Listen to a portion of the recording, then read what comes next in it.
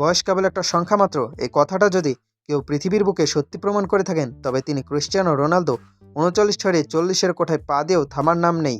এখন তো ৪১ বছর। আল শাবাবের বিপক্ষে গোল করে আবারও ফুটবল বিশ্বকে চমকে দিলেন CR7।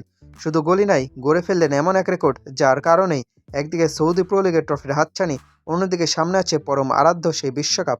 আজ আমরা কথা বলবো রোনালদোর ১০০ গোলের মাইলফলক এবং তার অপূর্ণ স্বপ্ন পূরণের সম্ভাবনা নিয়ে। আল শাবাবের বিপক্ষে এই গোলটি ছিল সৌদি প্রো লিগের রোনালদোর ১০০তম গোল। আর এরই সাথে ইতিহাসের প্রথম খেলোয়াড় হিসেবে ৪টি ভিন্ন দেশের ভিন্ন লিগে ১০০ বা তার বেশি গোল করার অবিশ্বাস্য কীর্তি করলেন তিনি।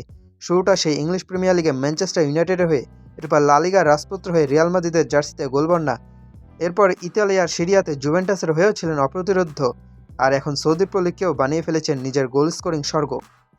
এক দেশ থেকে অন্য দেশে গিয়ে মানিয়ে নেওয়া কঠিন, কিন্তু রোনালদো প্রমাণ করেছেন রাজা যেখানেই যান রাজত্ব তার সাথেই থাকে। ব্যক্তিগত রেকর্ডের পাশাপাশি এবার দলীয় সাফল্যের খুব কাছে রোনালদো। আর মাত্র ২ ম্যাচ, হ্যাঁ মাত্র ২টি জয় দূরে আছে আল নাসর এবং ক্রিস্টিয়ানো রোনালদো। এই ২টি ম্যাচ জিতে প্রথমবারের মতো সৌদি প্রো লিগের ট্রফি উঁচিয়ে ধরবেন তিনি। ইউরোপ জয় করে এবার এশিয়া জয়ের পথে the greatest of all time. Saudi লিগের মান নিয়ে যারা প্রশ্ন তোলেন তাদের মুখে তলা এঁটো দিয়ে রোনালদো এখন ট্রফি জয়ের প্রহর গুনছেন। কিন্তু রোনালদোর ক্ষুধা কি এতেই মিটবে? ভক্তদের চোখ এখন ২০২৬ বিশ্বকাপের দিকে। পর্তুগালের বর্তমান যে স্কোয়াড তা সম্ভবতই তাদের ইতিহাসের সবচেয়ে ব্যালেন্স দল। ব্রুনো ফার্নান্দেস, বার্নার্দো সিলভা থেকে শুরু করে এক ঝাঁক তরুণ তুর্কি, এই দল যদি নিজেদের সামর্থ্য অনুযায়ী খেলতে পারে তবে প্রথমবারের মতো রোনালদোর হাতে উঠবে বিশ্বকাপ ট্রফি। এটা এখন আর অসম্ভব কিছু নয়।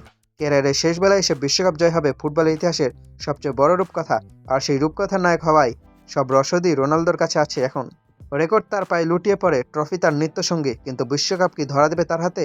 সৌদি প্রো লিগের ১০০ গোল কেবল শুরু, আসল লড়াই এখনও বাকি।